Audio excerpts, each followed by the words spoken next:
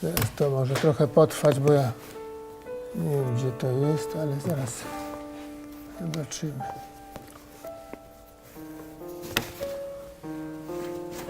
To jest pierwsze wydanie utworu na fortepian. 5 kompozycji unistycznych.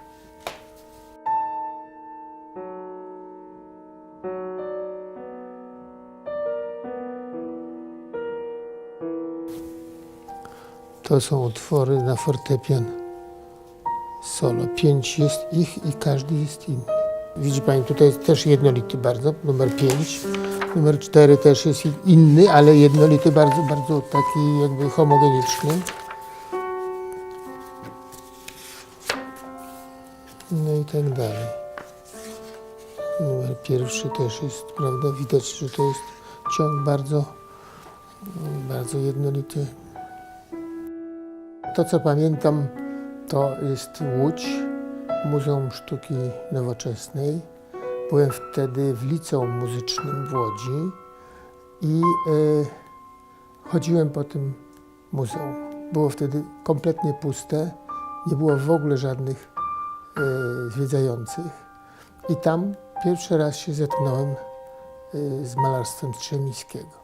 I byłem tak tym podniecony i zachwycony, że planowałem ukraść jeden z obrazów, które tam wisiały. No oczywiście w końcu się przestraszyłem, tego nie zrobiłem, ale to była taka chłopięcy entuzjazm jakiś, który wtedy miałem w sobie, bo tak bardzo te obrazy mnie poruszyły. Pamiętam taką jakąś też, taką, mogę powiedzieć, iluminację. To znaczy naprawdę jakiś taki moment olśnienia, polegający na tym, że zrozumiałem, że mogę jego ideę, Strzemińskiego ideę unizmu, przenieść do swojej muzyki.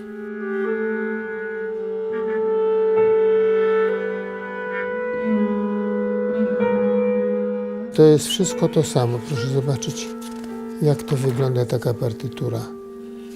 Że to stale jest, przebieg jest bardzo jednolity.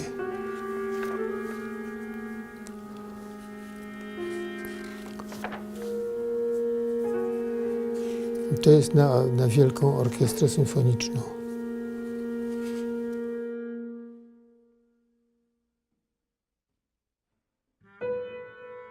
Chciałem jak najgłębiej wejść w ideę Strzemińskiego.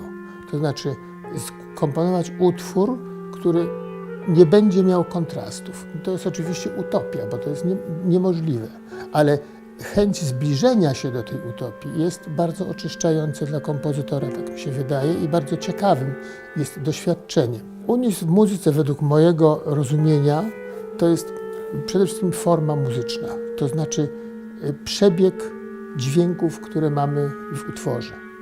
I moją zasadą utworu unistycznego jest to, że to, co słuchacz usłyszy w pierwszych sekundach trwania utworu, to będzie trwało do końca.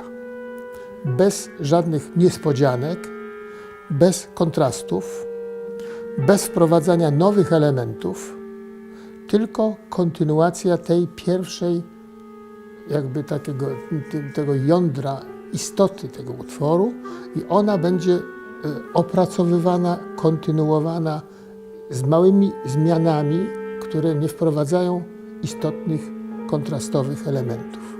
Tak to wygląda i ta idea muzyki unistycznej właściwie jest dla mnie czymś takim, że w momencie, kiedy utwór się zaczyna, to czas staje.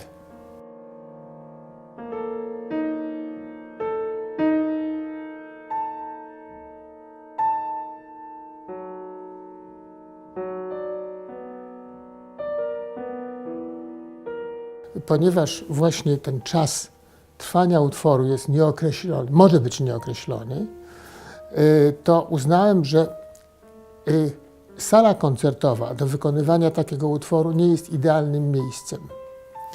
I w latach 60. razem z architektem stworzyliśmy kompozycję przestrzenno-muzyczną. Polegało to na tym, że architekt stworzył rodzaj labiryntu złożonego z wielu, powiedzmy sobie, kabin czy przestrzeni, przez które można było przechodzić. W każdej kabinie była inna warstwa muzyczna, właśnie unistyczna, i ludzie wchodzili w ten układ tych kabin, tego labiryntu dźwiękowego i pozostawali tak długo, jak chcieli.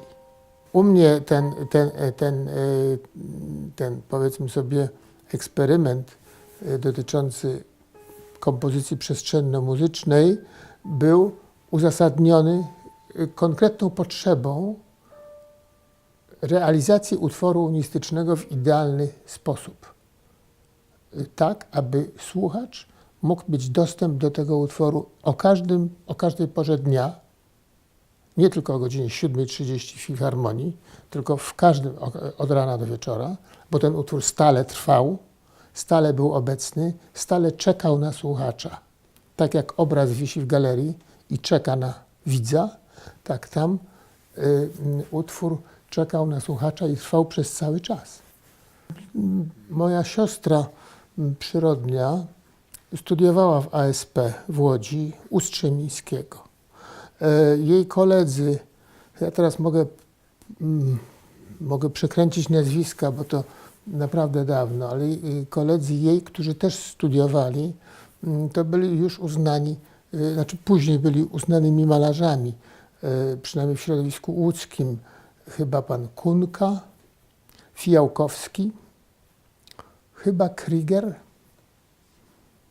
To są malarze, zwłaszcza Fijałkowski, który mam zresztą tutaj u siebie w domu kilka jego prac. To byli uczniowie Strzemińskiego.